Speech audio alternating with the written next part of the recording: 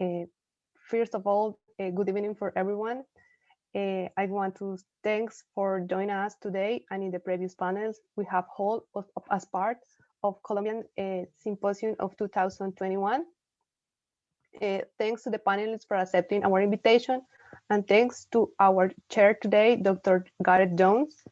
He is the director of the Latin American and Caribbean Center, as well as professor of urban geography in the Department of Geography and Environmental at LSE, and an associate member of the International Inequalities Institute.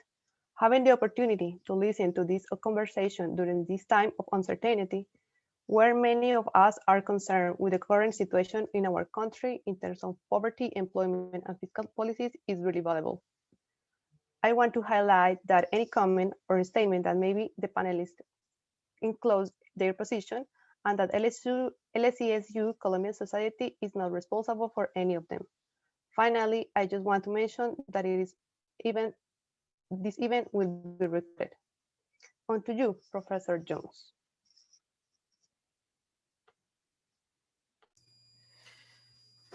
Thank you, Mara. And it's a really great pleasure to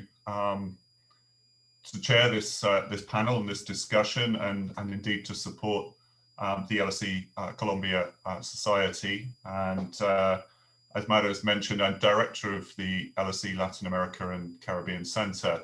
And at this particular time, it's proving particularly important to sort of remain connected with students and student societies, our alumni network, and our many friends in Colombia or interested in what is taking place in Colombia, albeit remotely at the current time, but hopefully if situation improves and an old normal can return, it would be fantastic to get back to Colombia and to have people from there come back to London and the LSE in particular. I'm really interested in this theme or this topic for the panel today of social protection, labour markets and fiscal measures. And the Society has put together a fantastic panel of speakers. I'm going to introduce them in the order in which they will speak. We've asked each panelist to speak for around 15, 20 minutes or so. Some have PowerPoints, I know, so we will have to combine and coordinate with the technology. If you have questions for the panelists, then please add them into the Q&A function, and we'll make sure that as many of those as possible can be addressed by the panelists after they have spoken. With that in mind, then, I'd like to introduce the four panelists. Firstly, Laura Cepeda, who's an economist from Universidad de los Andes and holds a master's in public administration from the Kennedy School of Government at Harvard. Laura is project manager of Inclusión SAS, which is a non-profit company that designs, implements, and evaluates social programs, and also designs and measures social and wealth indicators and constructs or writes documents around public policy. Prior to this role, she was director of SISBEN, the Sistema de Identificación de Potenciales Beneficiarios de Programas Sociales, at the National Planning Directorate between 2018 and 2020, and worked on SISBEN 4 and the Base Maestra, which focused the social protection measures that addressed the COVID emergency in recent times. She's also participated in the implementation of the Ingreso Solidario on the Compensación de IVA. She was director of Funde Desarrollo from 2014 and 2017, and has been a researcher at the Banco de la República between 2010 and 2012. And she has enormous experience in economic research, in social policy construction, and in the design of policy instruments and data collection. In a small change to the program, Luis Alberto Rodriguez from the DMP could not make it this evening, but it will be replaced powerfully, I'm sure, by the second speaker, who is Jose Linares.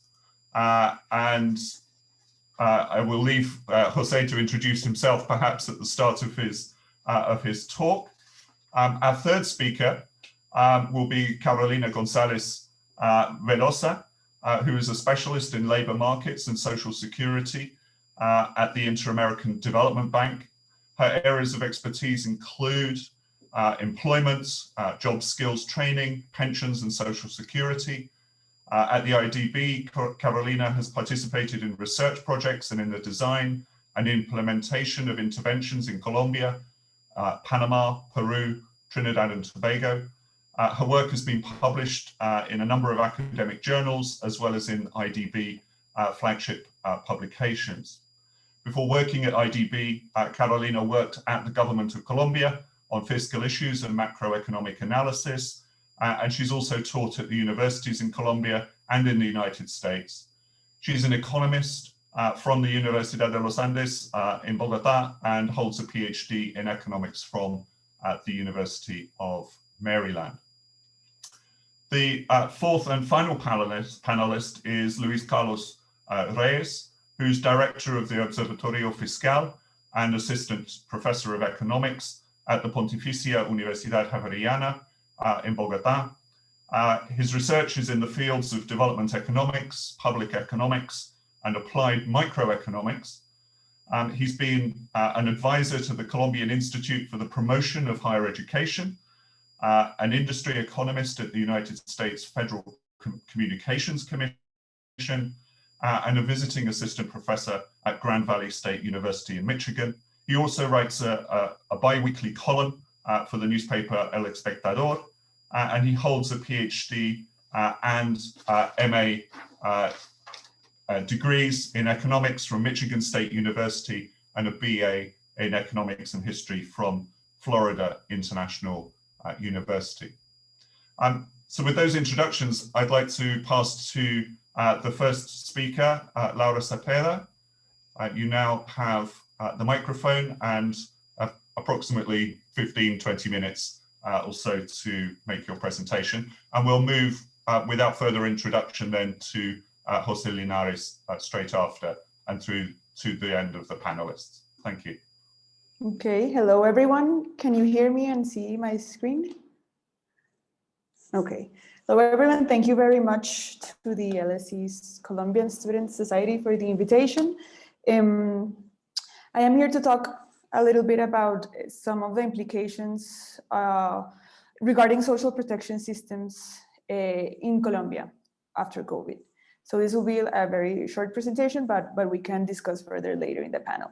So just to start before with like a recap of what was happening regarding social change in Colombia before COVID, we can roughly divide the dynamics of social change in Colombia pre-COVID into three stages. So first, between 2012 and 2014, we see an accelerated drop in monetary poverty and an increase in the middle class. Then the 3 years later, 2015 and 2018, we see a stagnation in poverty and in the middle class. And then finally, starting in 2019, we started to see an increase in monetary poverty, a drop in the middle and vulnerable classes, and we expect there to be a further increase in the increase in poverty and a drop in the both classes because of the COVID crisis. Just a clarification, what is the vulnerable class? It's a class of people who have income above the poverty line, but because of some of their characteristics, they cannot be called, they're not part of the consolidated middle class.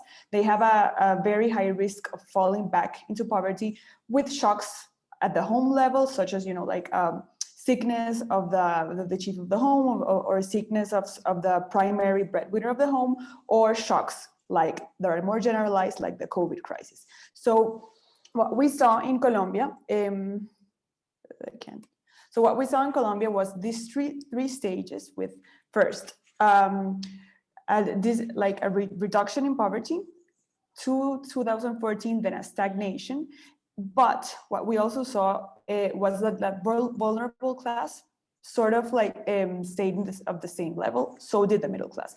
By the end of this period, like 2019, what we had in Colombia regarding like the social map of Colombia was roughly 3 groups of the same size. So roughly 1 in 3 Colombians were poor, 1 in 3 Colombians were in the vulnerable class, and 1 in 3 Colombians were in the middle class, and with less than 3% of Colombians being in the high class. And the other thing we saw regarding now not monetary poverty, but multidimensional poverty, using the multidimensional poverty index, which is another one of the official statistics of poverty in Colombia. And this indicator doesn't take into account income, but other dimensions of quality of life, like housing, the quality of employment, education, how infants are cared for, and health. And what we also saw was that this indicator also had a very big reduction, and the speed in the reduction of multidimensional poverty was faster than the reduction of monetary policy. So this is related also to the expansion of social policies to improve education coverage, to improve like infant coverage and the health system.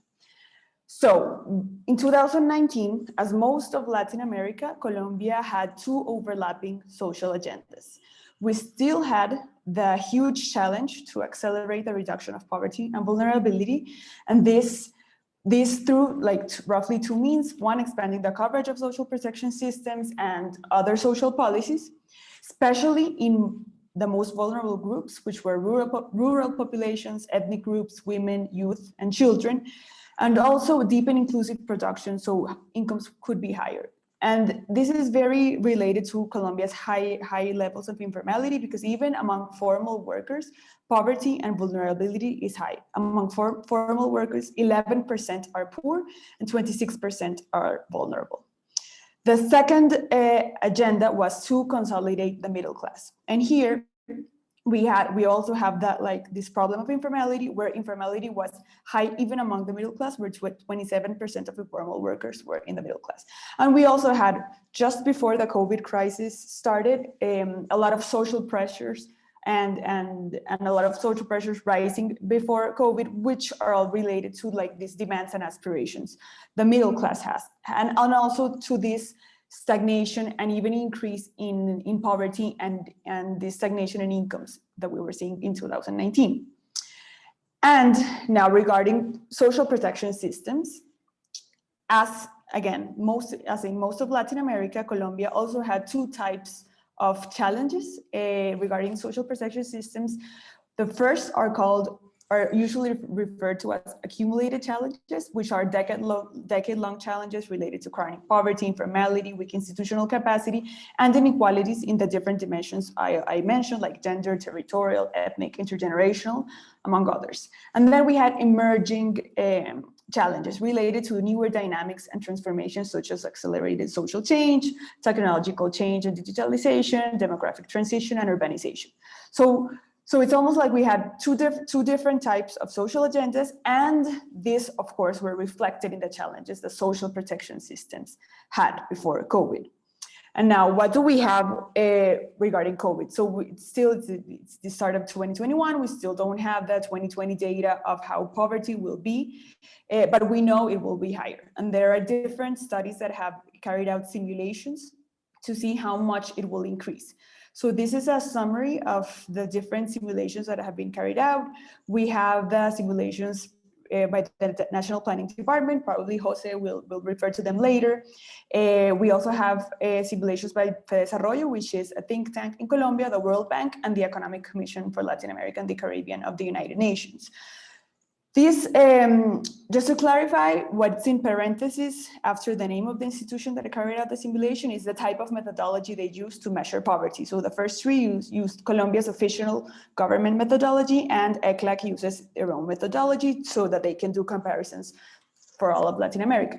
So we had that before COVID, roughly 10% of Colombians were in extreme poverty, and all of the simulations, they estimate an increase of roughly 5 points in in extreme poverty, so we would have a little less than 15% of people in extreme poverty. In Colombia, extreme poverty, for those of you who don't know, maybe it's based on a poverty line, an extreme poverty line that is calculated so that people can buy like the minimum basket of goods necessary, you know, in terms of, mostly in terms of food. And then in regarding now poverty, we have the same 4 institutions that carried out simulations, and we have increases between 9.4 points and 5.1 points. The first 3 of these estimates take into account all of the transfers the government instituted and implemented last year to mitigate the effect of the COVID crisis on incomes. ECLAC's simulations do not take this into account. Probably Jose will refer to that later, but that's the very important thing, because what the main thing most governments in Latin America did and in Colombia did to mitigate the effects of COVID on incomes was expand aggressively the cash transfers for poor population that were already receiving cash transfers, but also poor population that were not receiving cash transfers before COVID. So in absence of these cash transfers, these increases in poverty would have been a lot higher, like between 2 and 4 points higher. Also, of course, as poverty will increase, the other social classes will also be affected. So these are also estimates of the National Planning Department of social classes. And what we have is, as I said, an increase in poverty of around 6 points, and also a decrease in the vulnerable population and a decrease in the middle class. So just to finish, what do we know now of the impact of the COVID and what some thoughts going forward regarding social protection systems? So I already said the magnitude of the shock is really big, and millions more people will enter poverty, but the impact varies by population group. So every study almost that has been carried out to see the impact of COVID, not only on incomes, but on different dimensions, show there is a bigger impact on children, youth, and women. On children, not only because of the loss of economic security their households have given, but because of school closures and all of the impact that means on their learning processes and on their socialization processes. On youth, because they regarding unemployment, they have been one of the groups that are most affected. Women have also been affected a lot regarding employment, but they also have been affected regarding their care tasks they have to do at home, which are they usually do a more domestic work than men. And because of all of the school closures that happened last year, their care tasks increased. Then we also can anticipate that even if there is an economic growth in 2021 and going forward, so where we have a rebound in GDP, this won't automatically mean poverty reduction. One of the other shocks, one of the other impacts of COVID is that inequality will also increase. Seeing that inequality will increase, that poverty increases a lot, so economic policies and economic growth will have to be a lot bigger to reduce an extra point in poverty. It will be much harder to reduce poverty going forward. So that's a big message here. Economic growth going forward won't automatically mean a poverty reduction, and it won't automatically mean like the same trajectories we were having before will continue. So before we had a trajectory of, first of an accelerated reduction in poverty, then a stagnation, and in the between the groups that I mentioned that had the bigger inequalities like gender, youth, etc. We had seen certain trajectories where inequalities between women and men were reducing, between rural and urban areas, depending on the time period, but you could also see a little bit of betterment. So the COVID crisis will probably also mean not only a change in level, but a change in the trajectory going forward. Also, the shock interacts with some of the previous transformations before COVID that were posing challenges for social protection systems. So just to emphasize, one of these transformations, which I think is very important, is the productive transformation, technological change, and the increased digitalization, which already were posing very big challenges for social protection systems. They were changing, like the map of jobs available, and these jobs that were dynamically, available before were not compatible with most contribution mechanisms, social protection systems. And we can also anticipate that even if we have a decrease in the middle class, the demands and expectations of the middle class can keep increasing, and so the social pressure to get access to better services. So these two overlapping agendas that we had before COVID, we can anticipate that, of course, they will continue, and certain aspects inside of those agendas will be worse from now on, and will require different types of policies that are not in place right now to counteract. And we can talk more about that in the panel. Thank you.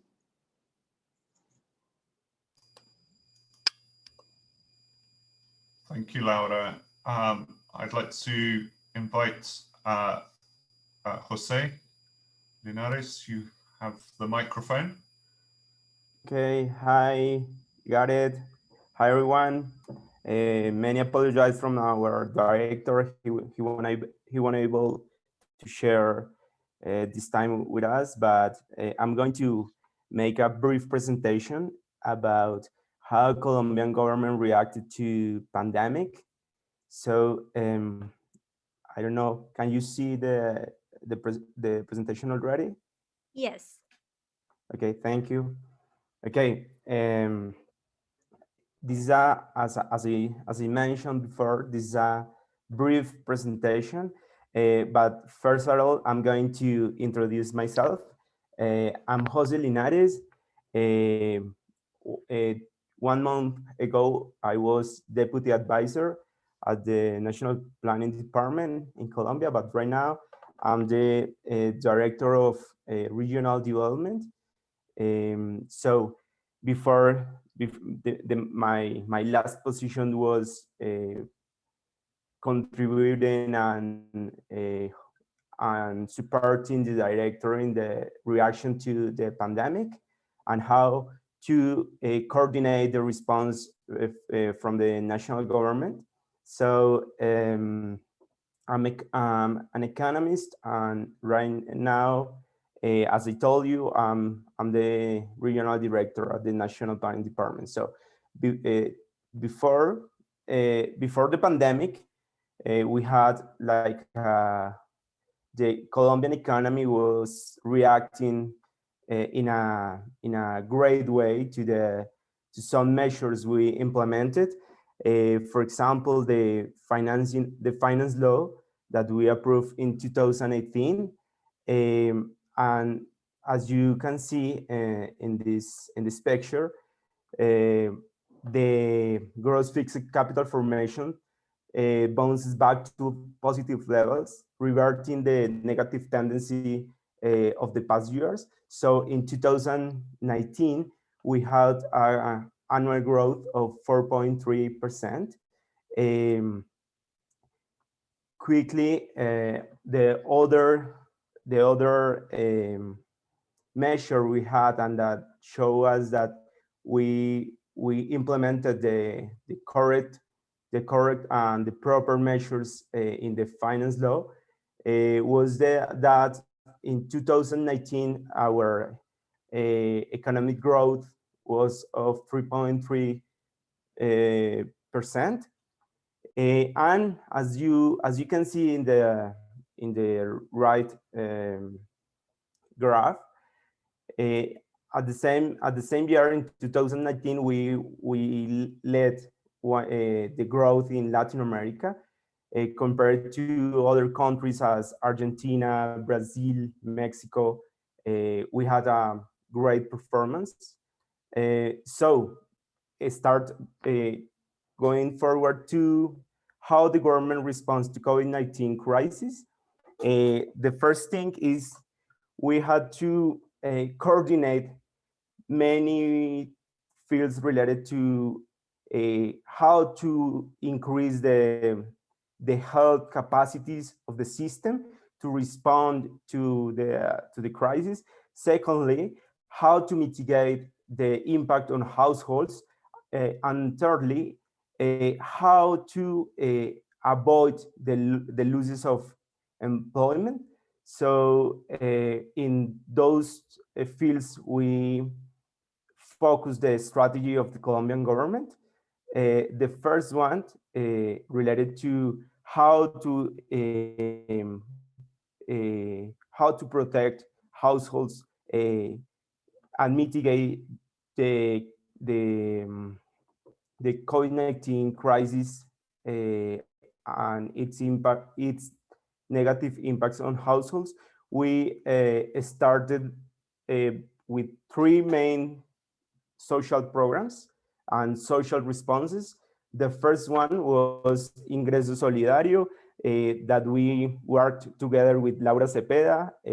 She worked before until some months ago at the Department of National Development.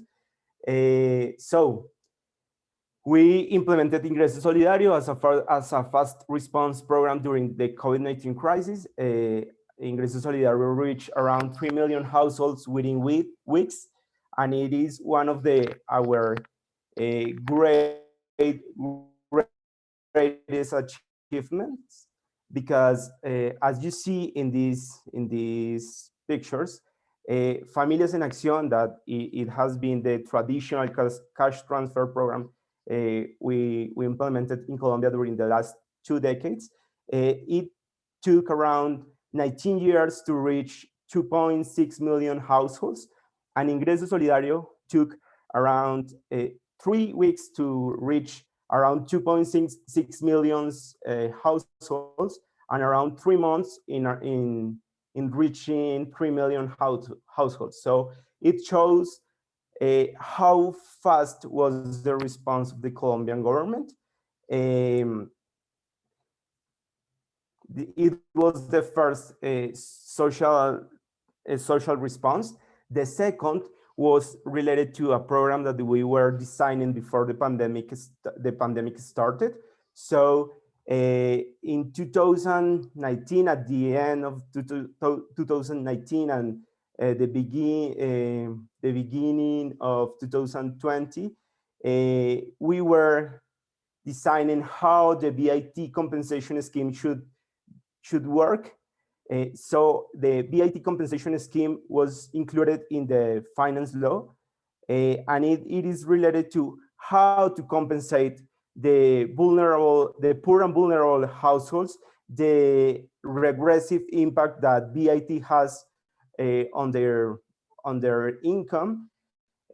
So that regressivity, we try to started to think about how to mitigate that regressivity. So before the pandemic started, we were discussing and designing the policy document to implement the VIT compensation scheme. So in March 2020, we decided to scale up to implement and increase the number of households we will reach with this scheme. So at the beginning, we was thinking in starting with 100,000 households, but at the end we end up with around 1 million households in April 2020 because of the pandemic, and in 2021 we duplicate the number of households in the scheme. So we have right now around 2 million people, 2 million households in this scheme, and at the end of 2020 we implemented a short-term evaluation of the scheme, and the evaluation found that beneficiaries were 15.5% less likely to sell their belongings during lockdown. And it is a great result, because in previous crises, we realized that people and households tend to sell their assets to respond to the crisis. And it is very, it has a profound negative impacts on human accumulation, because one of the, as you have, as you know, people use assets to overcome poverty and vulnerability. So this is a great result from the impact evaluation. The second result is that more than 90% of households used the monetary transfer to buy food. In terms of food security, it is a great result too. And finally, the third result was that beneficiaries were more likely to invest in the children's education. And this effect was higher in urban areas. And also, for us, it is a great achievement of the VAT compensation scheme. Uh, all the response but first, before we continue, I want to mention that the third social measure we implemented was related to increase the number of payments we did with the existing social programs. For example, Familias en Acción, Jóvenes en Acción, y Colombia Mayor. We increased the number of payments during the 2020 in order to mitigate the impacts that the crisis had on households. So with that in mind, we can conclude that once those programs were implemented, we achieve, or we consolidate a social net for the most vulnerable. So right now, around 89% of poor and vulnerable households receive at least one transfer, social transfer. So it means we have in our social net almost all the vulnerable and poor households, and it is a great achievement from the social response. Also to mention, the OECD recognized the VAT compensation scheme as an ingreso solidario, as the proper measures to mitigate the impact on poor and vulnerable households. Recently, and also Laura Cepeda was working hard in this instrument. We launched the SISBEN 4. SISBEN 4 is our targeting instrument, and it has many improvements compared to SISBEN 3, and we expect that with SISBEN 4 we can increase our social expenditure efficiency. So this is the other instrument that will help us to targeting better and go with the poorest in Colombia. So by the other side, in terms of employment, our main response was the PAEF. PAEF was an employment support program for mitigating the fact that companies had to fire some persons that were working with them, and also right now it covers around 3.6 million workers, and it is around 45% of the formal employment in Colombia. So we had a great coverage with this program. So these programs will continue for a while, because we consider it is necessary to to mitigate the impact on the productive sector, but also with employment. It is a program for people who don't know about PAEF. It is a program that support and subsidize a percentage of the minimum salary in Colombia for workers, for enterprises with less than 10 employees.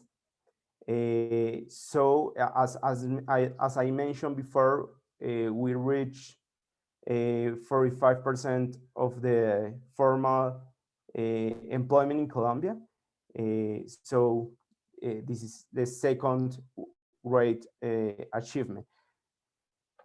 In the same in this line, we would like to I would like to mention the employment mission. We launched the employment mission in order to analyze and make proposals related to how to increase the efficiency of the labor market, and also how to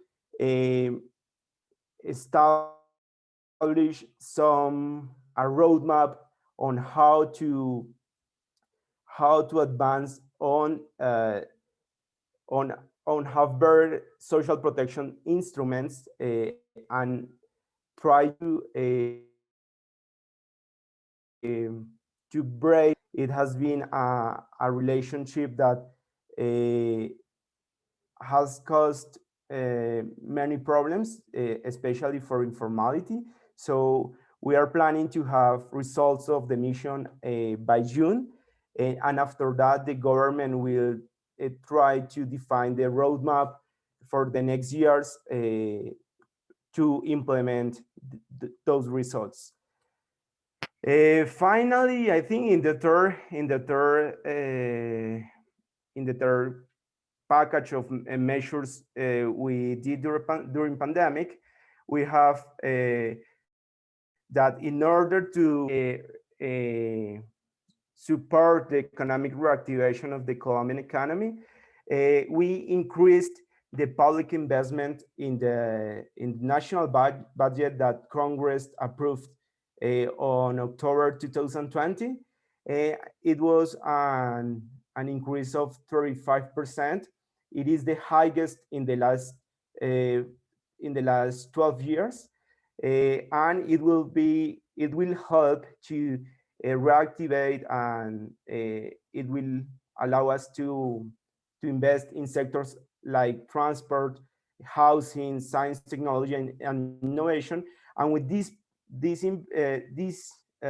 public investment, plus the strategy for economic reactivation incorporated in the Compass 4023, that is the policy for reactivation and sustainable and inclusive growth, we are expecting that economic growth on 2021 will be around 4.5%. Related to this, with this package of programs to support economic reactivation, I would like to highlight that it is around 550 or more or less projects in these 5 fields. The first related to job creation. We have around 2,091 projects that will help us to generate or contribute with 2 million jobs. Also in sustainable and clean growth, we have two projects with poor and vulnerable population. We have some projects at the same as the rural sector and peace and the health for the for Colombians. But it's important that all these fields are supported by the vaccination plan that we started on February. And once the vaccination plan continues in a good speed, we will have the results we are planning to 2021. So this is the end of the presentation. So I will attend the panel for more questions. Thank you, Jose. And I will pass the microphone to Carolina, just to point out if people want to put any questions in the Q&A function, and if you wish to target those questions at particular speakers, please do so, but I might use chair autocracy to actually invite a number of panelists to address those questions in the Q&A discussion later. Carolina, over to you. Thank you, Gareth. So thanks to everyone in the Colombian Society of LSE. I am Carolina Gonzalez. I work at the IDB in the Labor Markets Division. So in this presentation, I'm going to talk to you about how the labor market has been affected by the pandemic, but I will also try to emphasize the fact that Colombia is facing a problem that has aggravated aggravated long, old structural problems. So the pandemic is like a new illness for a patient that already had very severe pre-existing conditions. For too long, the labor market's performance in Colombia has been disappointing. And many of the problems that we're facing right now are basically underscoring the problems that we've had for many years. So I will start by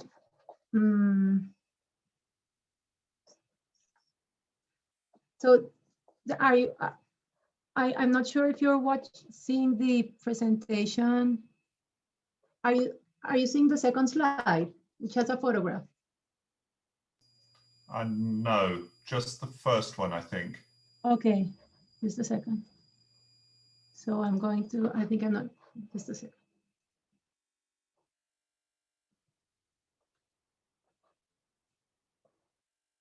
Okay.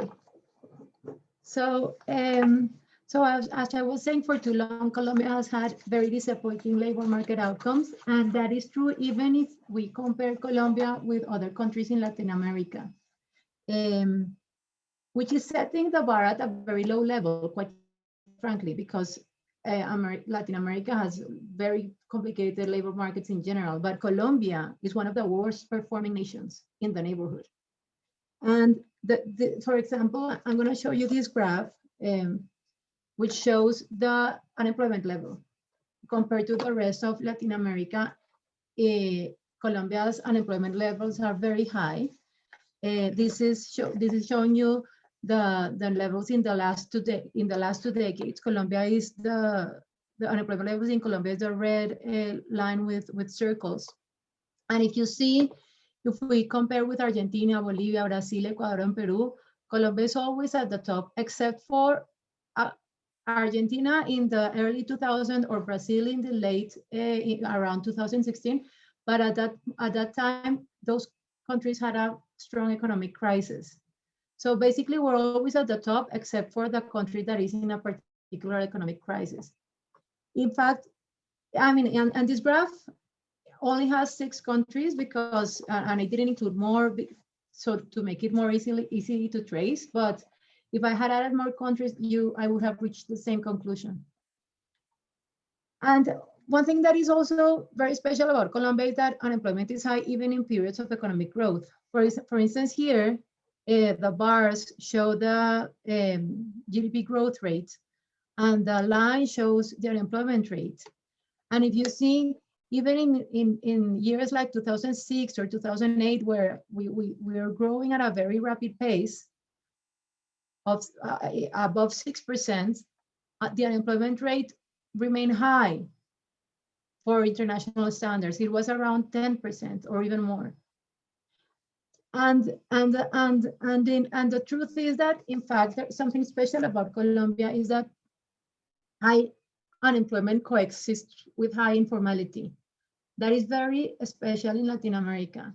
This graph shows the unemployment rate in the y-axis and informality in the x-axis. And if you see, there is like a negative relationship, some sort of like a quantity-quality trade-off, right? So countries in the bottom right corner, like Peru, Bolivia, Guatemala, Nicaragua, are countries that can have a very low unemployment rate, but high informality. So these are countries that generally are good at creating jobs, but most of them are of very poor quality, very informal, right? And over here, in the other corner, you have countries like Uruguay, Costa Rica, or Chile, which are very formal for our standards, but have higher unemployment rates. So to some extent, these countries have a harder time creating jobs, but when they create these jobs, they are formal to a large extent. Colombia is over here. So this is a country that is bad in both measures.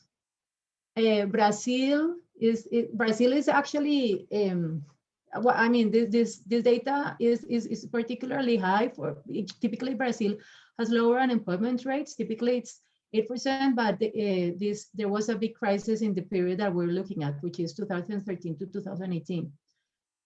So generally, the country looks very bad, and I mean it's a poor performing nation in generally in both dimensions.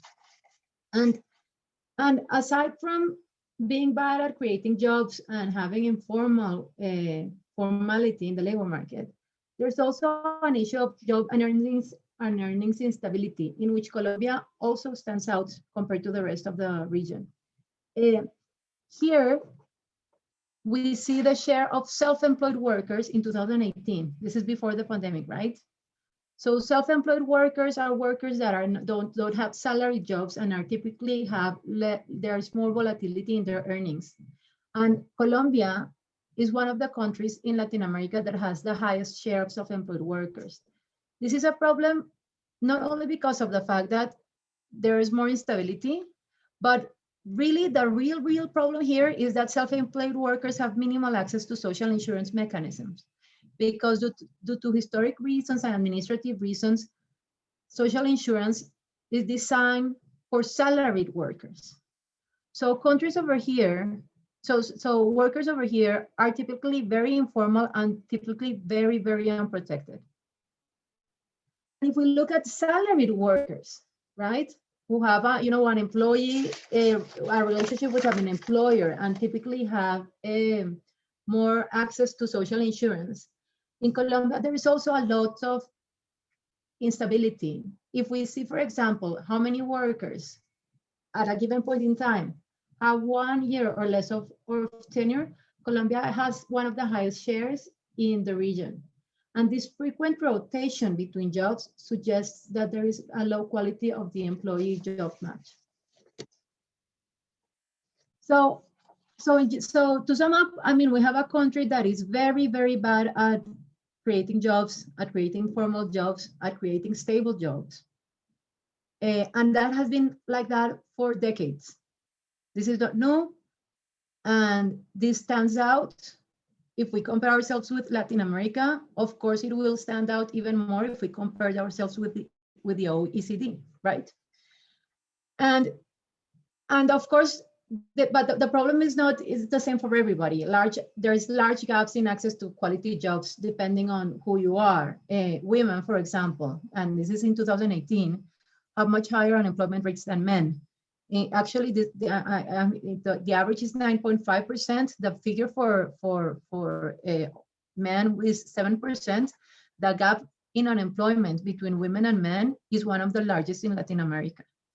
And youth also have higher unemployment rates.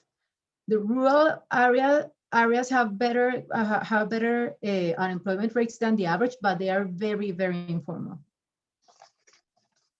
So this was the problem before the pandemic, and the pandemic just aggravates the symptoms of an old severe illness.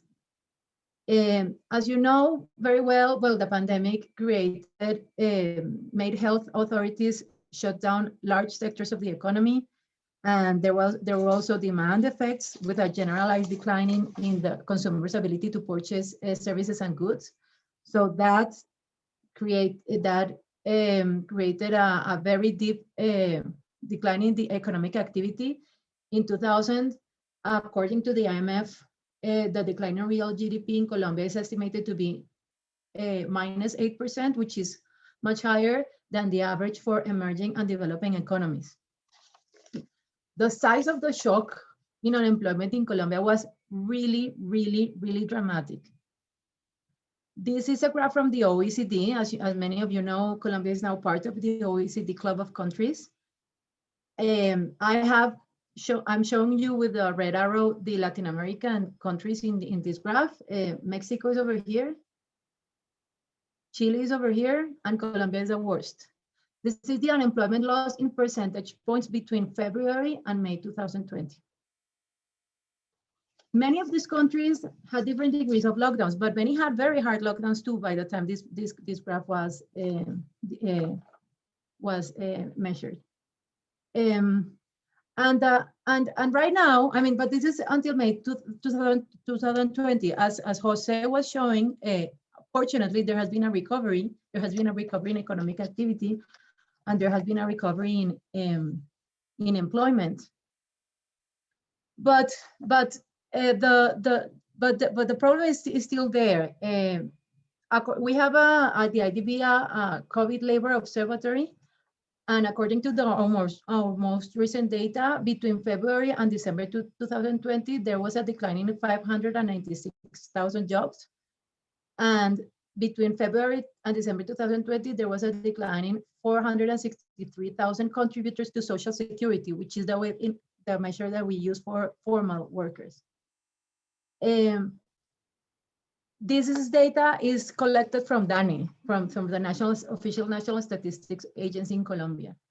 Now, the shock, as many people have pointed out already, Laura was mentioning that 69% of job losses were female. There were women were more severely affected, and that has two explanations. One is from the supply side. School closures affected dramatically the capacity of many women to work. And from the demand side, there were severe contractions in sectors that are very intensive in female labor, like tourism or hospitality or restaurants. And of course, low-skilled workers also had steeper declines in their employment. I'm referring specifically to workers who have 8 years of education or less. So this is the picture right now. Unfortunately, these employment losses can persist even after the economic recovery. There's lots of evidence from Colombia and from many other countries that shows that, and there's also theory that shows that there is like an inertia, a path dependence in an unemployment shock. We saw this in many countries in Europe after the Great Recession. We saw this in Colombia after the 1998 economic crisis. Typically, you have an economic downturn, the economic activity recovers, but the unemployment remains high for a long period of time after the economy has recovered. There is many theories about why this happens. Some people call this hysteresis. It's a phenomenon that is very common. And right now, there's some suggestion that this might be happening already in Colombia. For example, we've seen that some sectors like construction or industry that have recovered their economic activity are still not showing a big increase in their employment levels. Typically, the channel that explains this phenomenon is human capital loss. If you depriving many workers of a job experience can damage the human capital stock, leading to persistently poor labor outcomes, especially among the most vulnerable and less skilled workers. So this is just to say that we may have a recovery in the GDP, but it will take some time, many years probably, for us to see unemployment levels recover. And unfortunately, our standard is going to be very bad because even as I showed, Colombia, even before this crisis, had very poor performance in labor market outcomes. And so what has the government done? I'm not gonna, discuss this in depth because Juan Jose just made a very good, and detailed description about the policies. But basically, I would like just to classify the response of the government into categories. The policies that are mitigate the impact in earnings that were designed to protect income. And here there's Ingreso Solidario and the VAT refund that Jose was discussing a while ago. This is very important because this has this is basically a policy whose goal is to provide protection to the most vulnerable, and there were very impressive responses from the government that was able to tackle important challenges in registration and financial inclusion, and that is very commendable. Other policies were targeted to protect formal jobs, and this is important because, aside from providing social protection for the workers that, to the extent that you avoid layoffs, there's also an argument of productivity. It's important to protect the social capital within firms. Firms are like a network of relationships. If you separate employers from a firm, you lose specific human capital, you lose relationships, you lose relationship with clients, things that are very important for the functioning of a firm and that can affect productivity. So the PAEF that Jose was describing is a policy response in this direction. There were also other procedures that were very interesting that Colombia was able to implement. For example, some that I like a lot that were designed to adjust employment contracts using the existing labor regulation that Colombia has. And Colombia was able to, for example, many firms in Colombia were able to reduce hours and salaries instead of laying off people, which is fantastic. For a temporary reason, for a specific period of time, and also subsidies were put in place for those that were in contractual suspension. These kind of policies played a very, very important role in many countries in Europe after the Great Recession, and are playing a very important role in right now. And of course, there were other measures that provided liquidity to employers that were not directly targeted to protecting employment, but may have had a positive effect, like tax reliefs or credit lines. So this was more or less the response. Of course, the response in Colombia is restricted by fiscal limitations and institutional capacities. We don't have the money to react like Denmark did, or the US did, right? Which had a very impressive response in terms of unemployment insurance. But there were also limitations in terms of institutional capacities, especially at the subnational level, and also in terms of the design of the social insurance system that we have. And I'm going to discuss that right now, which is that in the end, we have in Colombia's labor market, we have a deep, complex problem. And we need a deep, complex solution. We have to aim for a structural change. And maybe what we can have from the pandemic is an opportunity to address all problems and address them from the root. Go to the core of the problem, right? And Jose was mentioning the employment mission. I'm part of that group, and we are trying to put that on the table, right? It's historically in other contexts, the social insurance and the labor systems have been redefined after a crisis that happened after the First World War in the UK, for example, or after the Great Recession in the US, right? So maybe the pandemic can bring the opportunity to realign the political context and try to address these very complex problems. And there are three areas in which we think it's very important to work on. The first one is social insurance and employment protection. As I was mentioning a while ago, employment protection and social insurance in Colombia is designed for salaried workers. And salaried workers are less than half of the workers in Colombia, right? And they're paid with payroll taxes due to historic reasons. But that is an anachronism, right? In the context of the current labor market in Colombia. This is a problem that generates major distortions in the labor market and leaves many uncovered. I'm going to give you an example. We have unemployment benefits in Colombia. They are funded by payroll taxes for the Cajas de Compensación Familiar, which are some sort of like social agencies that we have in Colombia. And these unemployment benefits covered only 6% of the unemployed in 2018. I mean, it's a very, very, very, very small program with a very, very, very limited coverage, right? And it's super expensive. Its financing is pro-cyclical. So basically in the crisis, we saw that when we most needed it, we didn't have the money because it's financed with pro-cyclical sources. It increases the cost of formal labor. There are the pensions, which I mean, they are funded in Colombia by employer-employee contributions, but they are also, the people who contribute at some point, 2/3 don't meet the requirements to access a pension. I mean, in Colombia, it's very hard to get a contributory pension. The minimum wage is a topic that labor economists in Colombia study a lot, and the minimum wage in Colombia is really high compared to the median salary.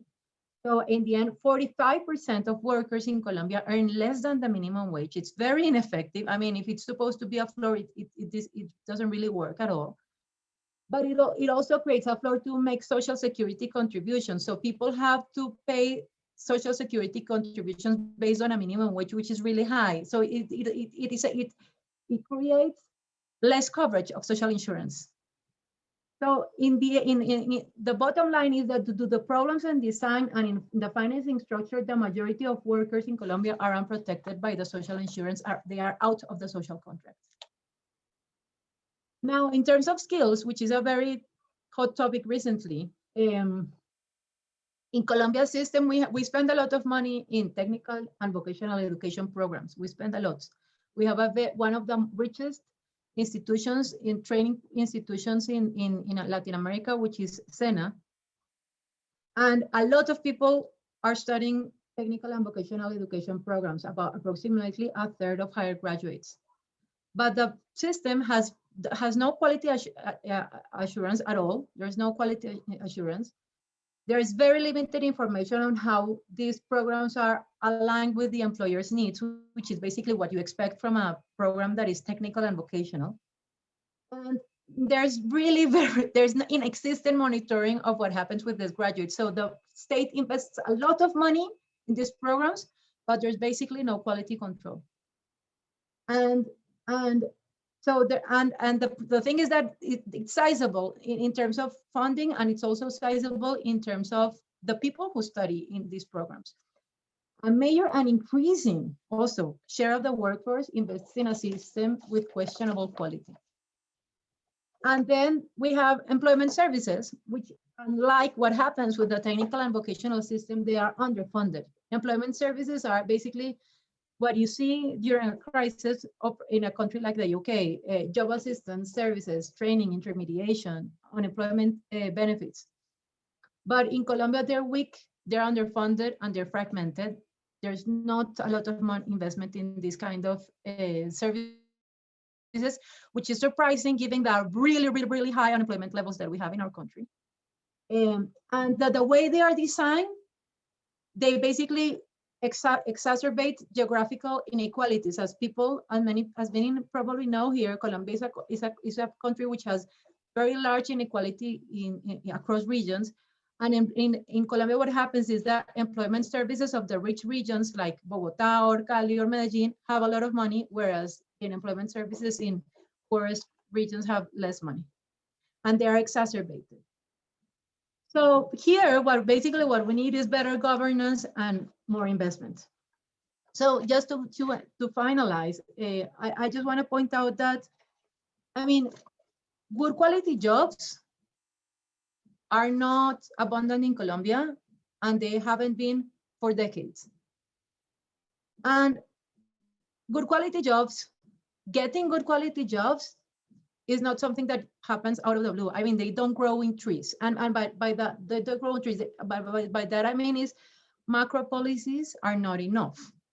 It's not, they're not going to arrive with fast GDP growth. You may attract investors, and you may have macro stability, which is something that Colombians are very proud of. But you may even have rapid growth rates, but as theory shows, and as the Colombian experience reveals, this is not going to be enough, because you can have jobless growth, and you can have, and people at the bottom need extra support. So to get good quality jobs, you need bold policies that address structural problems that and you have to face with lots of leadership, difficult political conversations. You can have to address difficult trade-offs, but they are essential. They are essential because you need good quality jobs to alleviate poverty. You cannot alleviate poverty without good quality jobs. The only way to get people out of poverty is with a good, stable job. And you need them to reduce income inequality. You need them to consolidate the social contract so that workers are part of the social insurance system. And finally, good quality jobs are basically necessary to provide people with a sense of purpose. And I mean, many people define their worth largely on the contribution they give to society through their careers. And so they are also important in that sense to enable a meaningful life for many. So that's it. Thank you.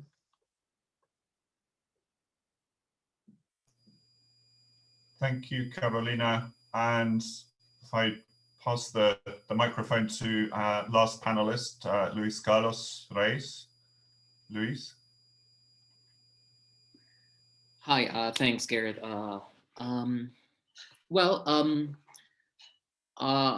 going to discuss briefly how I perceive this entire policy response fits within sort of the economic philosophy of the current administration, and what effect this has on the economic health of the country. And the gist of what I'm going to say is that it's probably insufficient. So I'm not a fan at all of the term neoliberalism. And actually, Rajesh Venugopal at the Department of International Development at LSE has an incredibly thoughtful paper on neoliberalism's concept, where he recommends probably not using it. It has come to mean many things, but at least in the sense of sort of desiring a minimalistic government, it does seem to be the underlying philosophy of the Duque administration, and that has had an effect on the response to the pandemic, right? Before the pandemic started, the main economic policy of the government was to cut taxes on firms, by a large amount in terms of the share of Colombian GDP that this meant. And there was a drive to privatize various state firms, which can be good, right? Privatizations can be good or not. But this is consistent with what we know of the current Minister of Finance, and sort of what has sort of unraveled throughout the pandemic. So we knew what it made sense to do, right? And the government, to an extent, responded how how one would respond to this sort of situation. So definitely, it made sense to reach out to poor households. It made sense to give cash transfers and to do so quickly to the lowest income Colombians, despite the many challenges that this involved. It it made sense to subsidize payrolls in when it came to formal workers, precisely because we did not want to see all these firms destroyed and all those jobs destroyed, because getting them back after the pandemic would take a lot longer. It would be more costly than preserving them while we were quarantined. It would have made sense. It would have made sense to have a strong unemployment insurance. To create a strong unemployment insurance program, partly as a response to this. I think the comments that we just heard regarding this are spot on, right? And so what we saw was the creation of this program, Ingreso Solidario, which is a cash transfer to the poorest households. It was a remarkable achievement, as was pointed out, in terms of how quickly it got to those poor households. This is a tremendous challenge, given that, with half the population being informal, us not having good records of how much they make, we have to use these proxy income systems like Sysben to sort of figure out who the neediest are and target the transfers. The speed with which this was achieved was fantastic. But then the program falls incredibly short when it comes to the amount transferred, right? The amount transferred to each household is very small, and in the case of the VAT refund, which looks sort of like Ingreso Solidario, it's a cash transfer. The impacts that we see are small as corresponds to small transfers. The amount of human misery and suffering that came with the pandemic, I don't need to tell you much about that. You can, you would be right in assuming that it's large.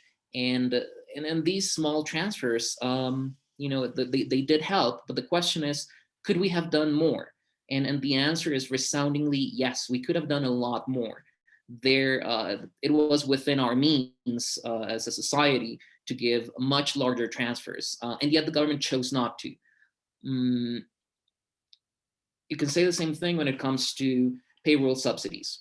The payroll subsidy, PAEF, that has also been discussed, is so it's 351,000 pesos per formal worker. This is around a third of the Colombian minimum wage. And the firms that are eligible to receive the subsidy are firms that saw their revenues fall by 20%. In the records that we were able to access from the Ministry of Finance, when this program was discussed, they did compute how much it would take to give substantially larger subsidies. I mean, after all, it would have made sense, right? If you have a firm and you can't pay your workers because your sales fell, and not by 20%, but maybe by 80%, even if you have a subsidy of a third of their wages, you're still going to have to let them go because you don't have enough money to pay them the legal minimum wage, right? So even though there are no studies so far, or rigorous studies of the impact of this program, we're probably right to assume that the actual effect was very limited. Firms that were really struggling most likely shut down, even though they were eligible for the subsidy, because they couldn't even get the wages they had to pay their workers. So an important question is, could we have done better, right? Like maybe this was the best we could do. And again, the answer is yes. The Ministry of Finance calculated internally how much it would cost to subsidize the payrolls of all formal workers, and the money was there. It was actually within the order of magnitude of the funds that had been appropriated as a response to the emergency. When you read the minutes of the debate at the committee that administrates the fund for the mitigation of the emergency called FOME, you see that it's not clear why they chose to just not do it, to allow millions of jobs to be lost. And the only arguments that are invoked have to do with, well, it's too costly, right? But too costly as compared to what? Well, you know, it's definitely money that was there. Colombia has good credit. There was substantial talk amongst economists, former ministers of finance, saying maybe we could resort to printing money. Right now is the time to do it. And actually, even though that remains a possibility, when you look at the numbers, there was never a need to do that. We didn't even spend enough money to be trying to figure out what are we going to do next. Colombia continues to have good credit in the international bond markets. IMF loans were available. We're actually borrowing large amounts this year to refinance our debt at lower interest rates. So there was money to prevent a lot of the human calamity that we saw, and yet the government chose not to do it.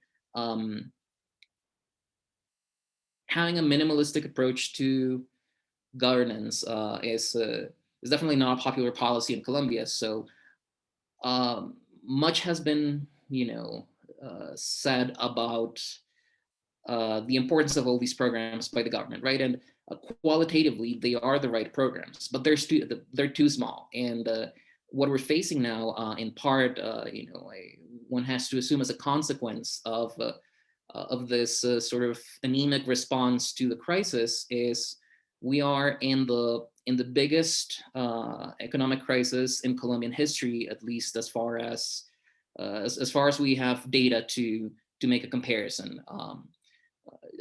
GDP growth data, or reliable data at least, go back to the early 20th century, and in the current crisis, in terms of fall of GDP as a percentage of the decrease of the economy as a percentage of GDP, this is bigger than the 1999 crisis, which I'm sure the Colombians and the audience have strong memories about. It's even worse than the Great Depression of the 1930s, and yet this idea that austerity, some sort of fiscal responsibility by what Paul Krugman usually calls a very serious people, it still seems to be the go-to policy or the go-to principle when Colombia's policymakers are deciding how to react to crises like this one. Because, by the way, the same thing happened in 1999. So the response was definitely not of the right size. There were remarkable efforts, and I think the people who are working at the agencies that reached out to the beneficiaries of Ingreso Solidario did a tremendous job. The implementation, as they pointed out, was remarkable. But in the end, if there's no will from the central government to back this up with real money, the response is just extremely limited, right? There's been a bit of a disingenuity from the government in sort of trying to make more of this than it really was. The announcement early on in the pandemic that the government was investing around 10% of GDP in the economic recovery is a little bit of creative accounting, right? When you look at what actually has been done, and by the way, the government does not make it easy to track for people outside of the government how much it really is spending, but actual spending on the pandemic has been roughly 2% of GDP. And so that's very small compared to the aid packages that developed countries have put forward, and it's also small compared even to other middle-income countries. Now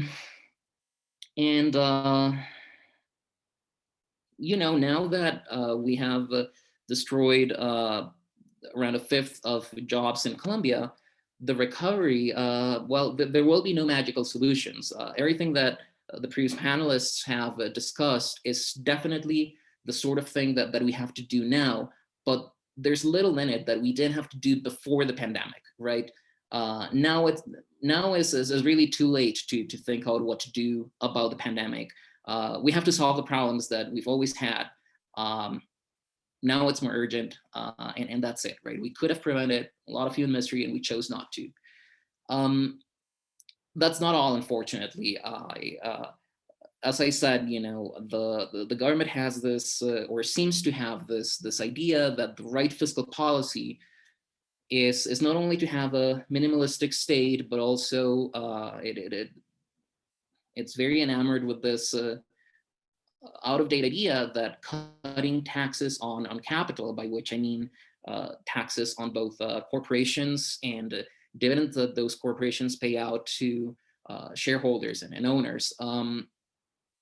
They still seem to think that the optimal economic policy is to cut these taxes and to impose more taxes on consumers via higher VAT, or workers via higher income taxes on labor income. This was, you know, there are some results in the theory of optimal taxation from back in the 1980s, the so-called Chambly-Judd models that strongly did suggest that lower taxes on capital, even a tax rate of 0 on capital, was optimal. That still seems to be the common wisdom amongst Colombian policymakers, and so we had a tax reform before the pandemic that cut a lot of these taxes without raising enough revenue to compensate for the tax cut. And many observers warned that sooner or later you would need another tax reform to you know, pay for those tax cuts. And it is disingenuous that the government is now seemingly using the pandemic as an excuse to do what it had planned to do since before the pandemic, which is to tax food, basic foodstuffs. These are taxes. These are tax hikes that will affect the poorest in the country. And it's arguing that it has to do this because the investment on the pandemic was so large. And you know, there's a little bit of truth to that. I mean, money was spent, revenues were lower because of the pandemic, but that's not all, or perhaps even the main reason why the government is discussing to hike taxes on consumers during the worst crisis, literally, in Colombian economic history. So, so overall, I think I would summarize the fiscal policy of the government as sort of like qualitatively right in terms of response. It was good to send money to low-income Colombians. It's a good idea to subsidize payrolls, but it falls short by way too much. And the reason that it does is that there's not enough money in it. And the reason there's not enough money in it is that the government's priorities are to cut taxes on capital and raise them on consumers and workers, even if this comes at the expense of substantial human misery. And I think we'll have a very interesting discussion in Congress and in the public sphere this year as the government introduces its tax reform bill.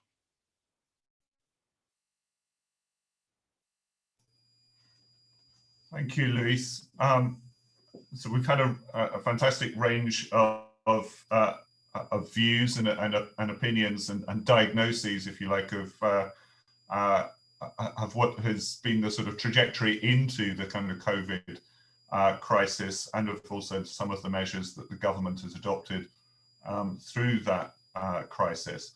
I've been collating a couple of the questions as they've come into the Q&A function. If you have further questions, please add them in there. We've got about 25 minutes or so, and I want to do something perhaps a little bit unusual, or a little bit sort of dangerous. What I would like to do in a moment is get some of the panelists to talk a little bit about social protection specifically. But before we get there, so to leave that just to one side, sort of just coming off of what Luis Carlos was just sort of saying in part.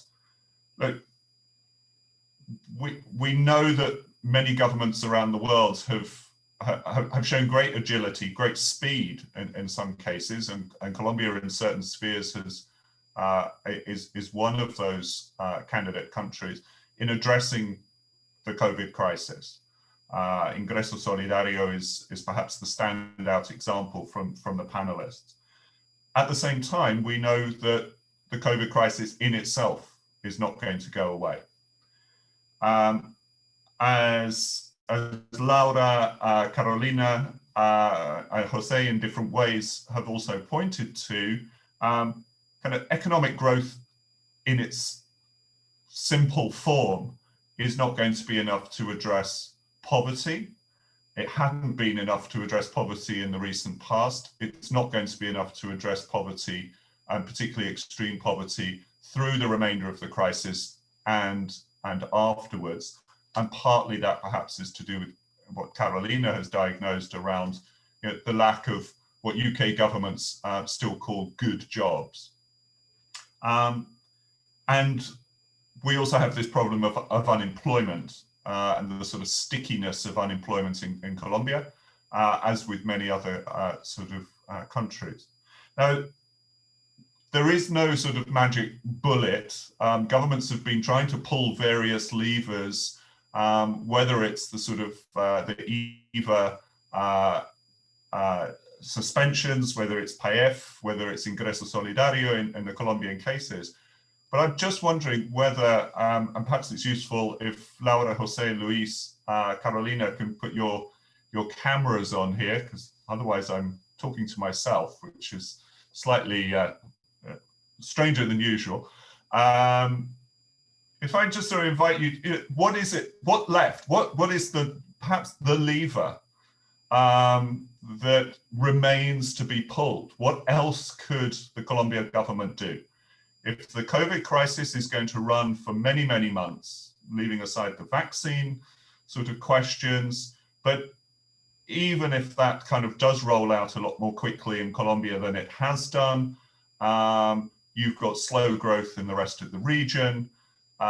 You've got global trade problems at the current time with relations with the US, relations with China, and between those two.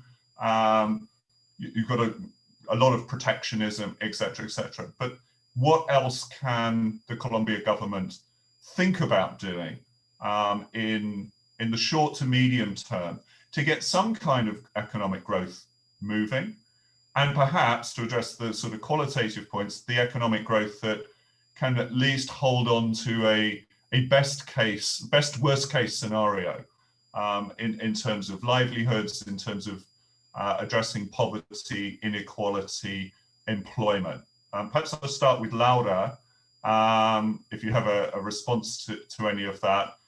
Then actually I'd like to go to Luis Carlos, and then go to Carolina and end with Jose, if that makes some sense. If you keep your kind of responses reasonably short, shorter than my question, would be really helpful. Thanks.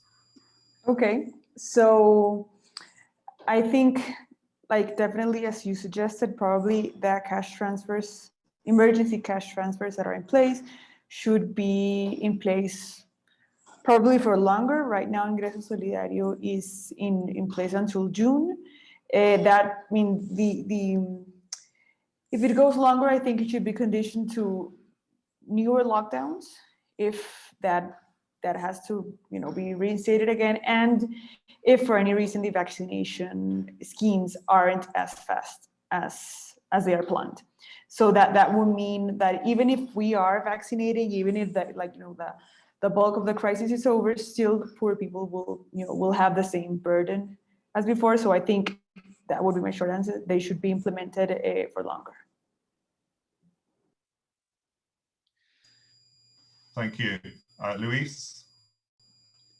Right. Well, I mean, I would say first, you know, like before trying anything else, first do no harm, right? That's a basic principle. And like a tax hike on, you know, staples, right? On rice, on potatoes, on the things that, like, on the food that the poorest people eat, starting on January 1st, 2022, which is what the government has been strongly signaling, that sounds like madness to me. I mean, it doesn't take very sophisticated economic analysis to say that a tax hike during the worst recession in your national history is probably not a good idea. And all the same, the government is insisting on showing that this is an absolute necessity, and it's not, right? Suppose we do need to raise more revenue because, and this is the usual, this is the usual reasoning.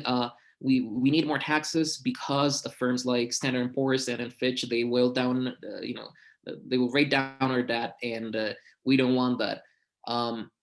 There's plenty more to be raised in terms of taxes by taxing the top 1%. To give you an idea, the 1%, the wealthiest or highest income Colombians pay half the rate as the top 1% in the United States, and the United States is not precisely a country with high taxes for the rich, quite the contrary. So first, do no harm, and so don't try tax reform now in the worst economic crisis in history. Okay, thank you. Carolina, you touched upon this a little bit at the end of your presentation anyway, but at least about what governments you would like them to do, but perhaps more practically, what could the government do in the short to medium term? So I'm going to follow up on some of Luis Carlos's points, which I think are very powerful and important. I mean, if there's going to be a tax reform, you could think about many alternatives. There are many distortionary taxes that affect the creation of formal jobs. So maybe you could go there, right? Or also, Luis Carlos is the expert. I'm not, but from my understanding, a wealth tax would make a lot of sense, because this is a crisis that has affected income and consumption, but not necessarily wealth, right? And in a country as unequal as ours, I mean, there are other ways to raise money that are a little bit more technically sound, that are very technically sound and can even generate employment. I also endorse Luis Carlos's point that you can be way more generous in the amount of subsidy that is provided to the most vulnerable. In Colombia, for example, what happens in pensions is really, really strong. There is a program that's called Colombia Mayor, which is the pension, the anti-poverty pension for the poorest, and the amount that is given to people in Colombia Mayor is less than the extreme poverty line.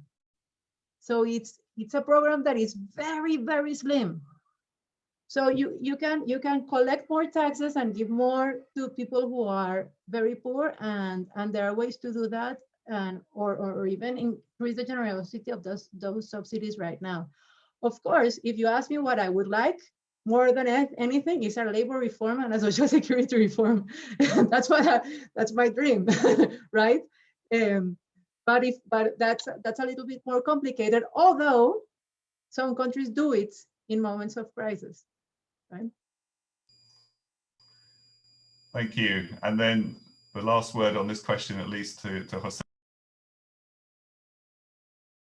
Thank you, Garrett. Okay, that's a very, very difficult position, I think. But I think all we agree that we need more money in order to implement policies and to continue programs like Ingreso Solidario, for example, in general, to improve and consolidate the safety net, I think.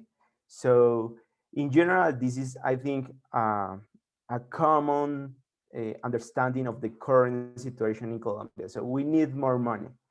And also we need more money to preserve our macroeconomic stability. That is one of, I think, it is one of the main precious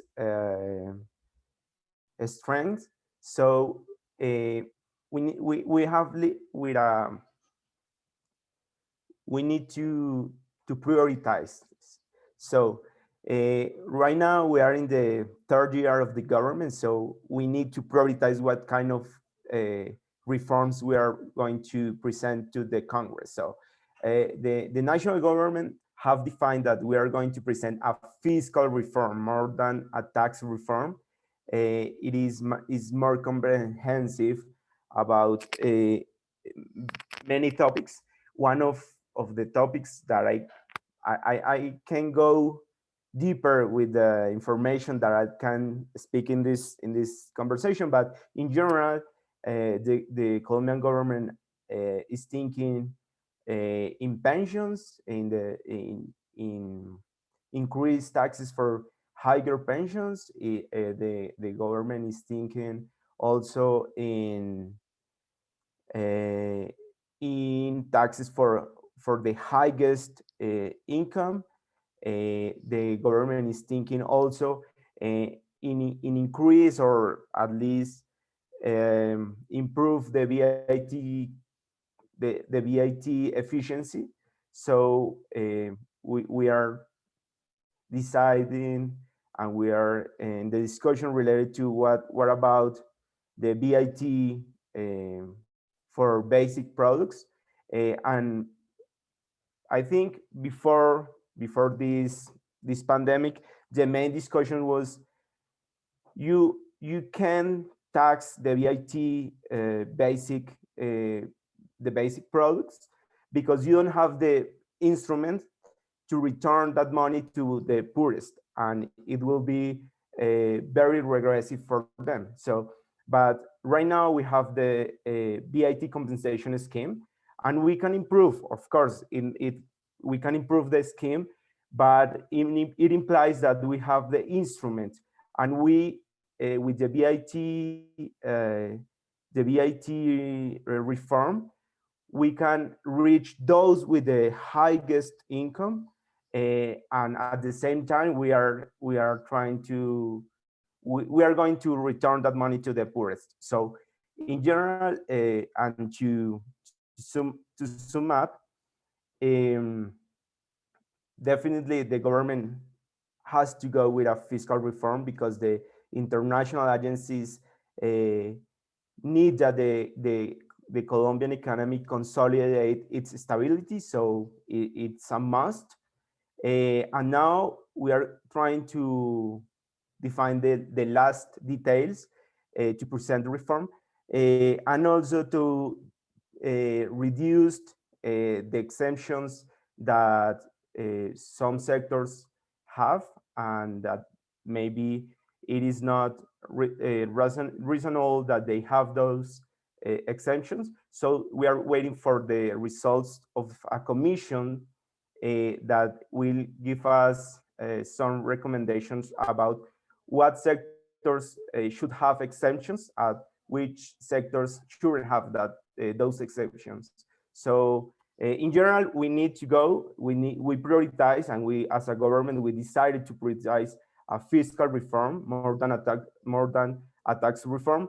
And of course, I agree with Carolina, in some crises, it is the proper moment to implement social security reforms and labor market reforms.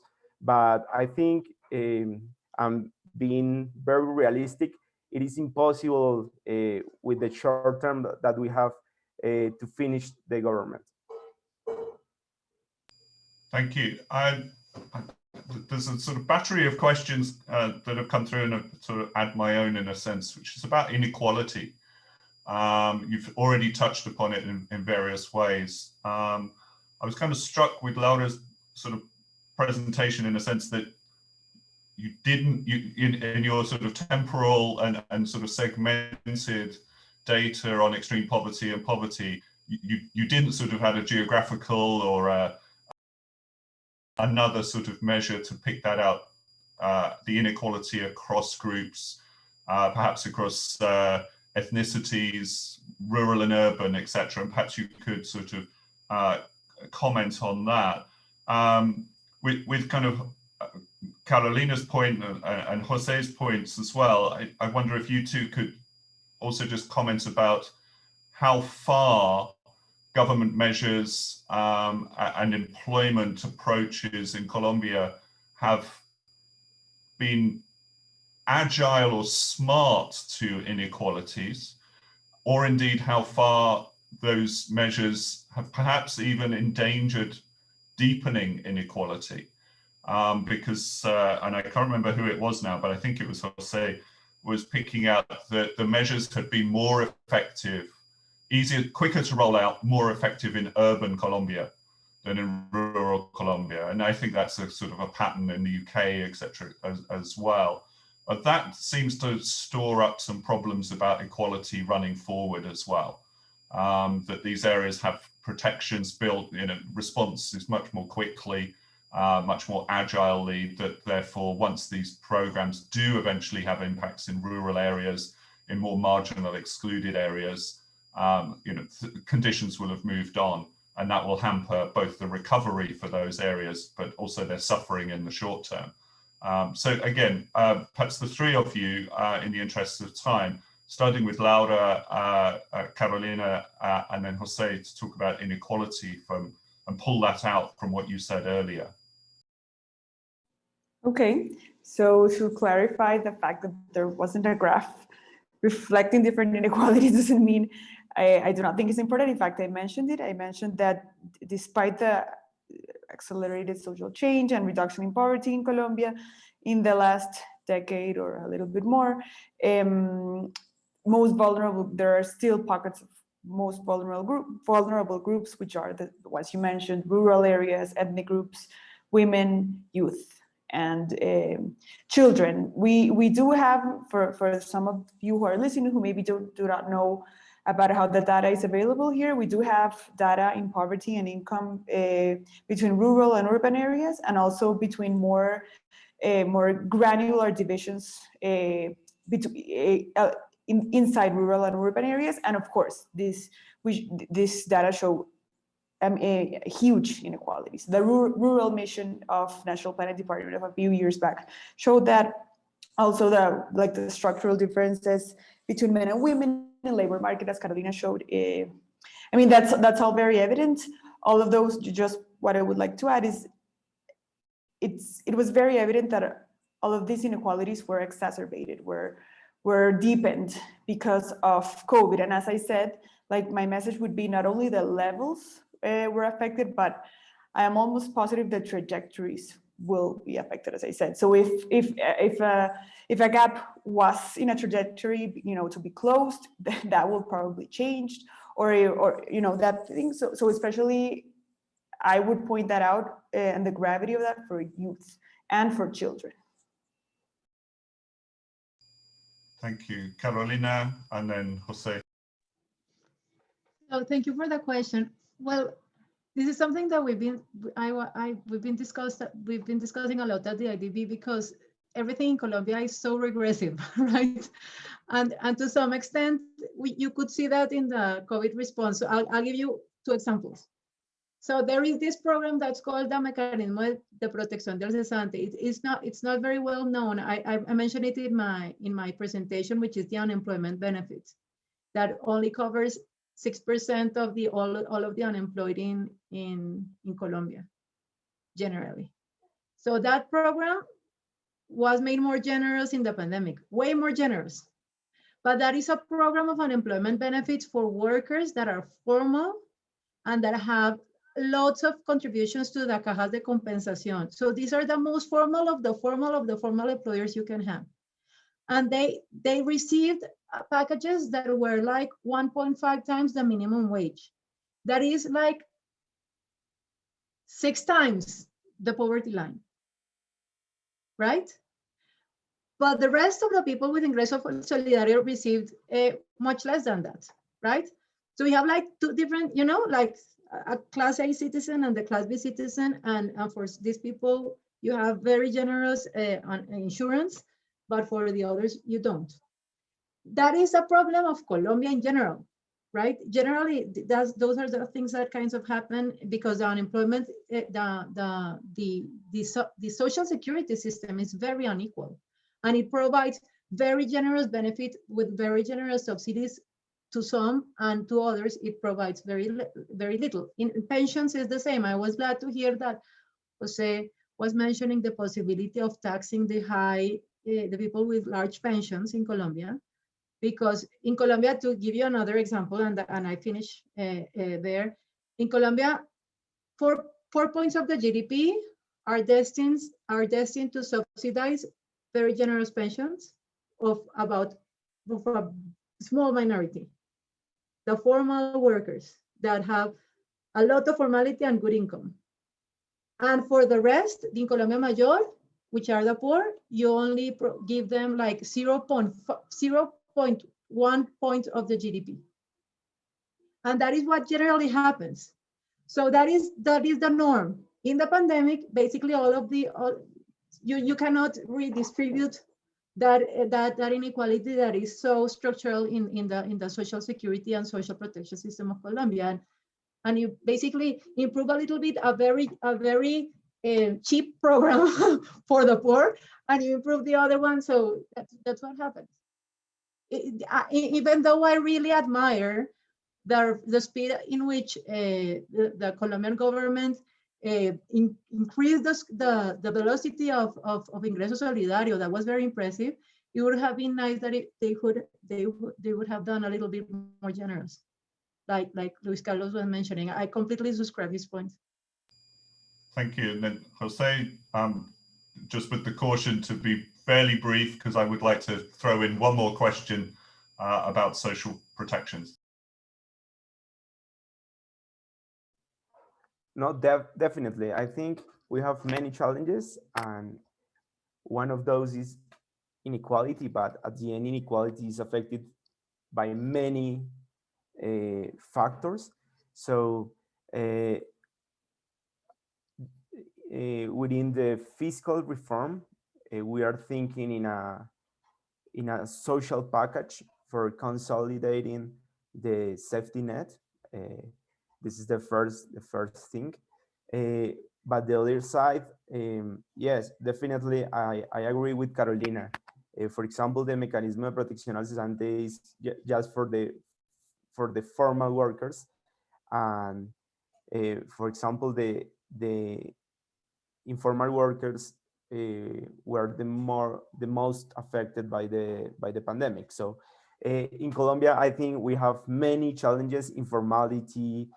We have a tax system that is not as progressive as we would like. But also, I think the last thing that I would like to talk about is we are trying to impact inequality by the side of expenditure. By this side, we are working in two big instruments. The first one, as I mentioned, is Ben 4 and Registro Social. Registro Social is like a big platform for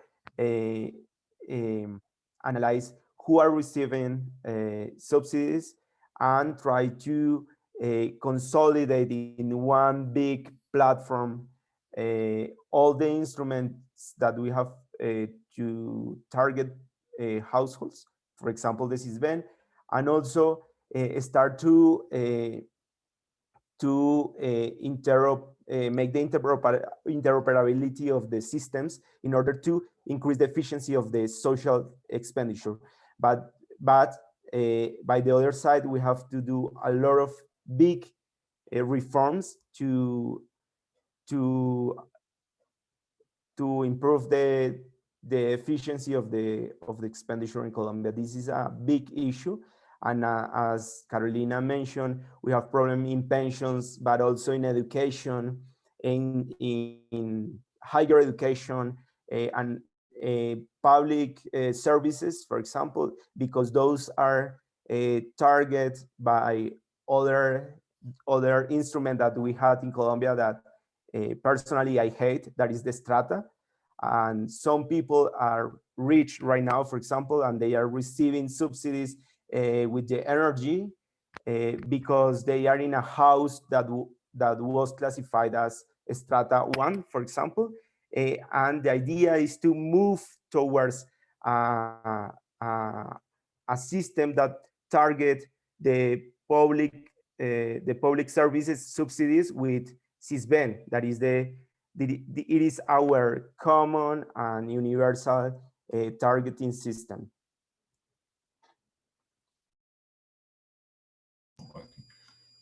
Thank you. With a rapid response to some of the questions about social protection in like 4 minutes, and perhaps by default, I'm going to have to reduce this to Laura and Luis Carlos. Let me put 3 questions into one. Choose how you approach. 1, how can you make social protection in Colombia smarter so that it's more shock resilient and it's sort of proactive to future shocks rather than reactive to pandemics or other events?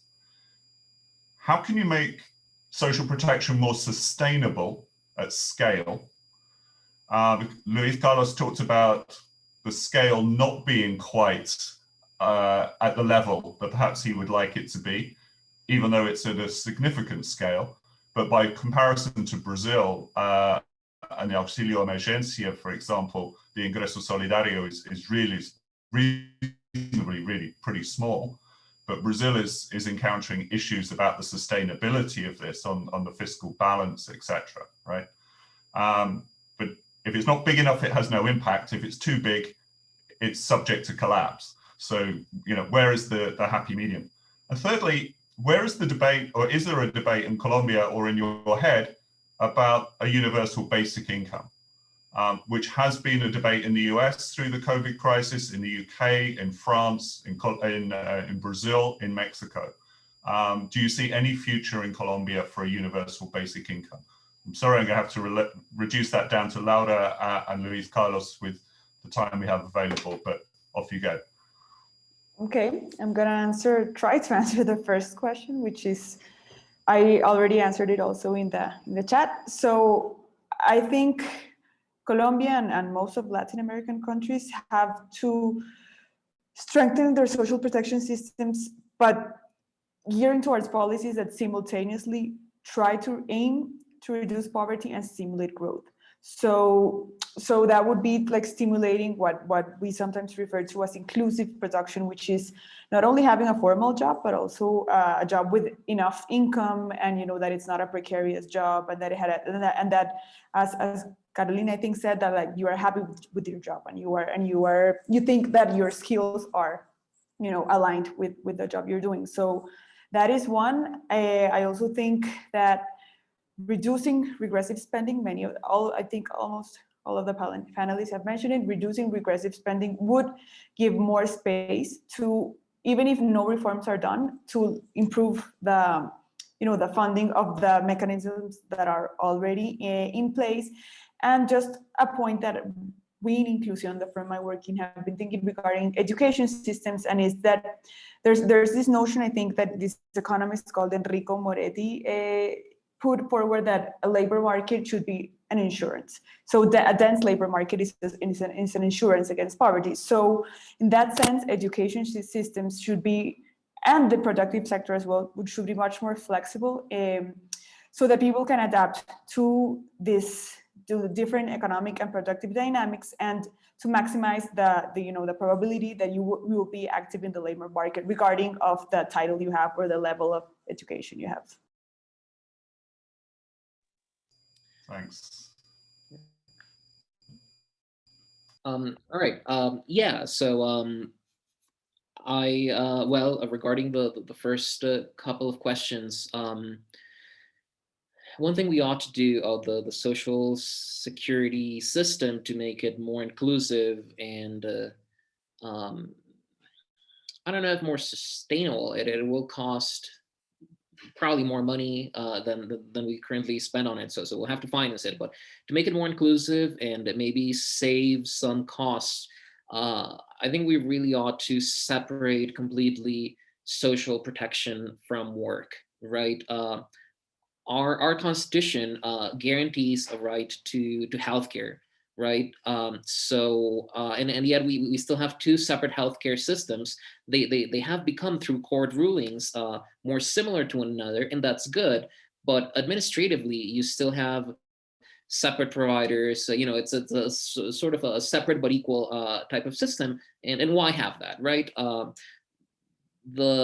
We should just finance this with the progressive taxes. And then the same goes for the pension system. In the pension system, we have not achieved the same rough equality that we have in the healthcare system.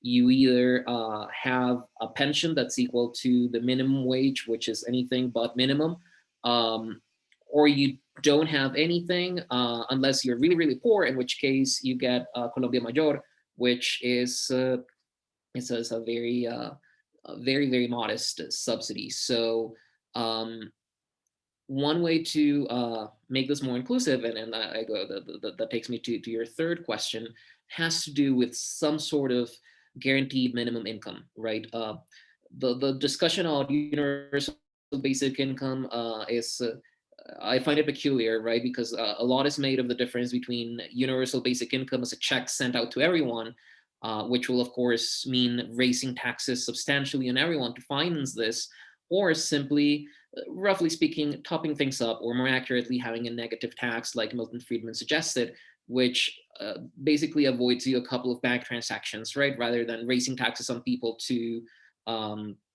fund the transfer, you just don't raise them and don't give them the transfer if they don't need it. In terms of the economic modeling of it, it's very similar. So we've done the math at the Observatorio Fiscal, and Colombia has the money to fund several types of guaranteed minimum income, including minimum income that would completely eradicate poverty in Colombia, right? If we only manage to raise our tax intake to the Latin American average, not the OECD average, just from currently roughly 19% to 22%, which is the Latin American average, that's enough to fund a guaranteed minimum income that ensures that everyone who is currently below the poverty line goes above the poverty line. Doing this has some challenges, right? It requires even more precise targeting. I know Laura has done some pretty neat work on this, right? In the past, she's mentioned the Registro Social and how it will interact with, or it could interact with, the more accurate targeting of potential new transfers, right? But I think for sure, a guaranteed minimum income would solve a lot of issues, right? Take pensions, right? If you have a guaranteed minimum income for just because you're 18 or older, then that immediately takes care of everyone who's older than 65 or whatever, right? So and the money is there, right? It's just that it does take a progressive tax reform, and it's more an issue of whether the political economy of the country will allow it than whether it's feasible in fiscal terms. Thank you. I guess a panel that was charged with discussing social protection, labor markets, and fiscal measures was always going to cover an awful lot of ground. I've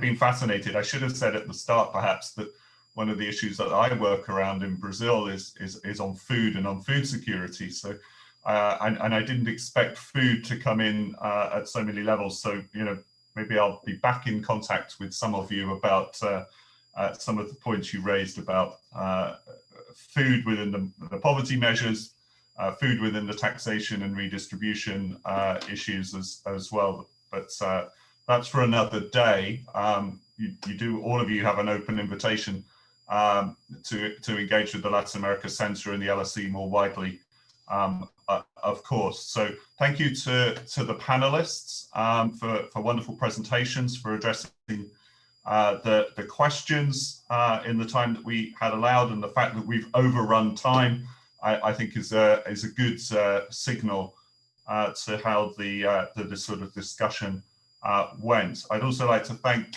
Santiago, Lina, Mayra, from the Colombian Society for putting the panel together. And I don't know, Mara or Santiago, if you want the last word. 8:30 in the evening here in London. Yes. We're close to the last word. Yes, I want to thank everyone again, especially to the panelists, to take time for this and to bring to us all thoughts about these interesting topics. So thank you again, and we can hope you can see you again in other events of LSESU Colombian Society. Thank you. Yes, thank you everybody, and stay safe. Thank you. Wherever you are. Bye-bye. Oh, gracias. Ciao, ciao.